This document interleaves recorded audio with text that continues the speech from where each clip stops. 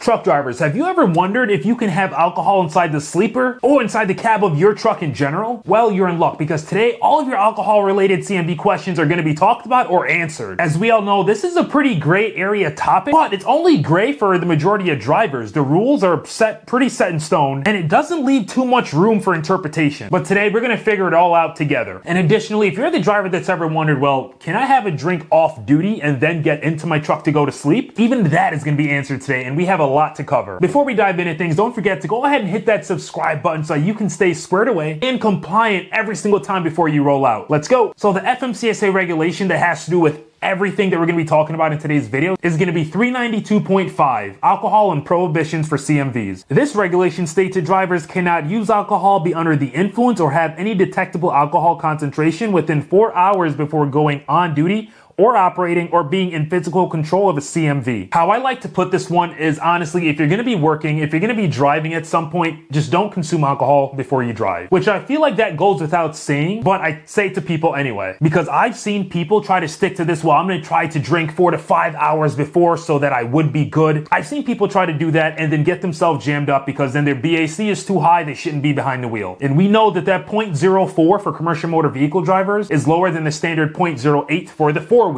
So again, my rule of thumb is if you have to drive, if you have to work, I personally would not drink before doing that. Can't tell you what to do, but that's what I think. Now here's a part of this topic that many people ask me questions on all the time, and we have people going back and forth about what's right and what's wrong. And that's going to be the topic of possession of alcohol inside a CMV or anywhere on that combination of the CMV. So how the regulation reads is that you cannot possess wine, beer, or spirits while operating or in physical control of a CMV, not just consumption. So in other words, not only can you not drink or be under the influence while operating CMV, which none of us should be doing anyway, you also cannot have it in your possession while operating that CMV. So it cannot be in the cab, it cannot be in the sleeper, it can't be anywhere on the truck at all. There is really no way around this. Or should I say there's no real legal way around this. But like many regulations, there are exceptions, and you know we got to talk about the exceptions, so let's talk about them. So one of the few ways that alcohol can be on a combination of a CMV is if it's on the manifest, so if it's manifested, if it's on the shipping papers or bill of lading. That's just one of the exceptions for alcohol being on that combination itself. The other exception is going to be for motor coach buses. So if there's any alcohol traceable amounts in, the passenger area of that motor coach, and that's the only other exception. And if you think about that one, it's kind of obvious because the driver doesn't necessarily have control about what every single passenger getting onto his or her bus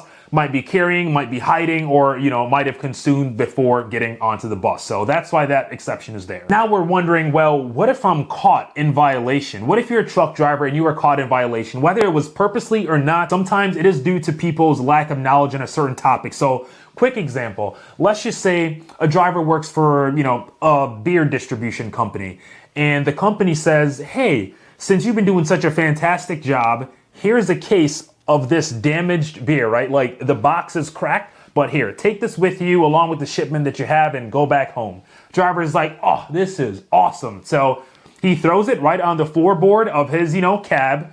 He, locks up the trailer with all the manifested goods, and he starts driving down the road. Now he gets pulled aside for a DOT inspection. Of course, the one day he does this, he gets pulled aside for a DOT inspection. The DOT officer or state trooper sees the case of beer sitting on the floorboard, and what do you think happens? Well, he's in violation of 392.5, and that's an automatic 24 hours out of service because he had alcohol in the cab of the vehicle. And that alcohol he has on the floorboard of his truck is not manifested, not on the shipping papers, and it's not on the bill of lading. So it's looking like a bad day for that driver. Like I said, 24 hours out of service mandatory. Now I want y'all to let me know down in the comments if you think this is fair or if you think there's a better way around any of these situations. Let me know. If that driver may have been more educated on this regulation, this whole thing would have never happened. So right now I'm going to jump into some myths and some questions that I have seen, that I have heard, and that I have seen people get jammed up for over a while. So possibly one of the biggest myths that I hear is that, well, I can keep unopened alcohol in my cab or my sleeper because it's unopened, so it should not matter. That right there is very misleading. It's misinformation, and it's not true. Let's talk about that for a bit though. In most cases, that is not okay. That is a no-go because that still constitutes as you being in possession of alcohol while operating a commercial motor vehicle. So please do yourself a favor. If you have unopened alcohol and you think it's okay in the cab or in your sleeper, don't do it. You're gonna get in trouble. I don't want to see that happen to you. Now we're going to move on to the next myth that I hear all the time. This myth is that, oh, the BAC level is a 0.08 for everybody all around. And I know I slightly mentioned this earlier in the video, but that is not true. For commercial motor vehicles, as we all know, you're held to a higher standard, right? Trucking is heavily regulated. We know that too. So for commercial motor vehicles, that BAC is going to be at a 0.04. It's not the 0.08 like the four-wheelers or the passenger cars like we talked about earlier. That sounds small, but that's a very big difference, and you don't want to get jammed up with that. A driver can very easily be at that 0.04 limit, and some people may not know depending on how heavy they, party. So let's say you're like at a truck stop, right? And you meet a special person, and you guys are just hanging out, talking, having some, drinks at the bar, whatever the case may be. You think that you're pretty much feeling fine. You're like, I didn't really have that much to drink. Let me go hop back in my truck, finish up wherever I gotta go. Lo and behold, you get stopped and you're like at a 0.06 or a 0.07. You're gonna get arrested for DUI. So again, it's not worth it. Now, if you do end up getting caught, right, and your BAC is at that 0.04 or above, keep this in mind, you do risk a massive chance of CDL disqualification.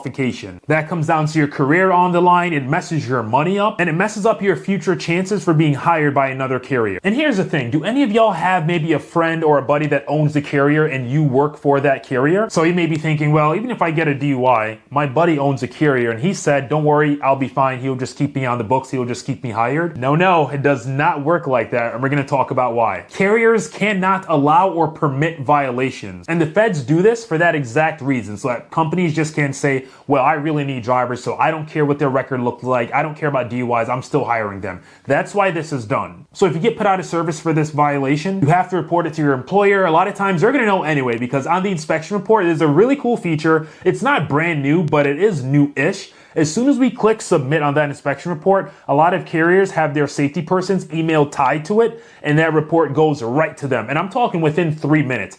I've done an inspection on somebody before. As soon as I hit submit, the guy says, oh, look, I just got the email and I got my inspection report already. So if you get stopped and put out of service because your BAC is 0.04 or higher, your employer is going to know and state officials are going to know as well. And now we're wondering, well, how does it even get to that point? How is a cop going to test me to see if I'm driving under the influence or if I'm at that 0.04 or higher? Now, keep in mind what I briefly mentioned earlier, right? 0.04 is a spot where you can be arrested for DUI. But as a commercial motor vehicle driver, you cannot have any, traceable amounts of alcohol in your system as you are driving that commercial motor vehicle. A lot of people get that confused. So I just wanted to kind of clear that up. If you still have questions about that part, just drop it down in the comments and I'll get right back to you. Moving back forward to testing. So the testing for impairment or DUI can go by random, it can go by post-accident, it can go by reasonable suspicion, and or return to duty tests under DOT drug and alcohol rules. And that's going to be under 49 CFR Part 382 and Part 40. I know what you're thinking. What? Random? Random isn't really done as much, right? Usually people try to look for that PC or reasonable suspicion